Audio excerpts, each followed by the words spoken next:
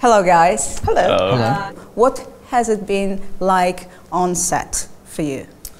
Well, it's just been amazing. I mean, you know, since the beginning, getting to meet these incredible people, getting to explore this world, explore these characters, it's just been one of the greatest experiences, I think, to happen to all of us. And yeah, to come back for season 2 was amazing, and yeah, just so much fun. Yeah, it was definitely very exciting and a welcome challenge, you know, to be across from such heavyweights like, you know, Steve Buscemi and Captain Zeta-Jones. So I don't take it lightly that I got to do that.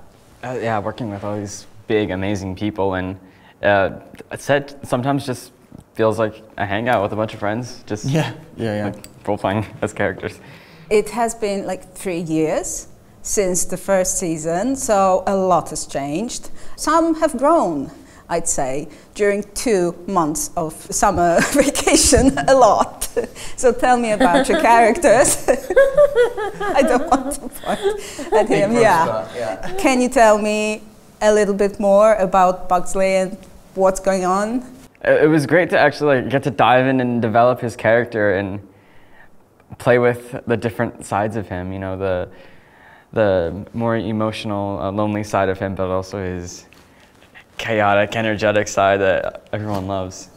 Yeah, he was a big hugger in season 1, was he? Yeah. He was just mostly hugging Wednesday. Yeah, he's very dependent on Wednesday. Now he's not afraid to go out and do things himself. So about you guys, your characters have different paths this season. Can you elaborate a bit about it? I mean, I think there's, we can look forward to an unveiling of Bianca's past and understanding more deeply her relationship with her mother. Both the audience and Bianca herself will come to a lot of realizations, so. Yeah, I mean, with Ajax, I think a lot of this season is him being comfortable in himself, him becoming more comfortable in being able to use his powers and just who he is as a person.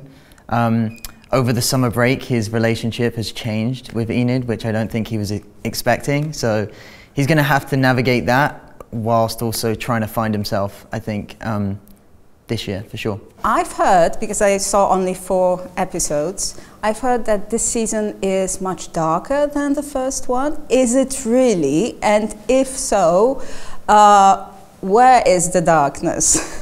Well, I mean, I guess in the, you know, I think in the first 6 minutes, it's pretty like, I feel it's like, whoa, you know, it's pretty dark. But I think fans can look forward to it getting a lot darker and more twisted and a lot more mayhem for sure. Yeah, I think the consequences and the stakes are much higher this time around, especially because the universe is so expansive. So the consequences for our actions, I think, strike a bit deeper this time around. Yeah, definitely some consequences for Pugsley's actions this season. Definitely. The first season was a huge hit. And the second season is met with expectations. How do you feel, like personally, a couple of weeks prior to the premiere? I mean, you know, today is the first day of us really, you know, starting this tour, and it's been lovely so far. I think coming into it, there's been a lot of hills and valleys in terms of, you know, my personal journey with the beginning of the show and getting to this point, and this is a really lovely celebration of it. I'm happy to be here. Do you think that people will be satisfied with the season? Oh yeah, for sure. I think it's got everything that everybody loved in the first season times a million. Everything's grander, everything's bigger, and darker, and more twisted. And yeah, I think fans are going to be very, very happy. Yeah, I'm so excited for all of you to see what Wednesday has in store. I'm not surprised.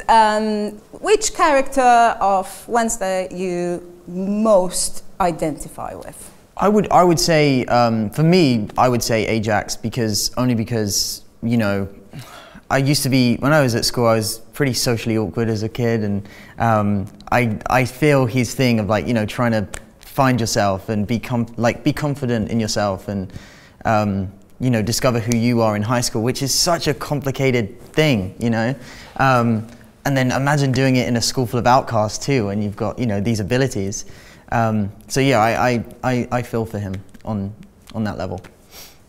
Well, I don't want to automatically say Bianca, although, I mean, there's a lot of myself in her. So if I had to pick somebody else, I'd actually probably say Uncle Fester. I love Uncle Fester, and I love how like clever he is and how mischievous he is. So I'd say him. Same here. I do see a lot of myself in my character, but if I had to pick someone else, dare I say Thing? He's very cool. He's there. He's kind. He's helping, but also a little sassiness side to him, I guess. Little. Yeah. I would say he's a friendly face, even though he doesn't have one. Yeah. Yeah. That's a great description. Yeah. Okay, guys, thank you very much. Good luck. Have Thank fun. you so much. Thank and you. I loved for our first episode. Really. Thank you. Thank you so much. Thank you for your time.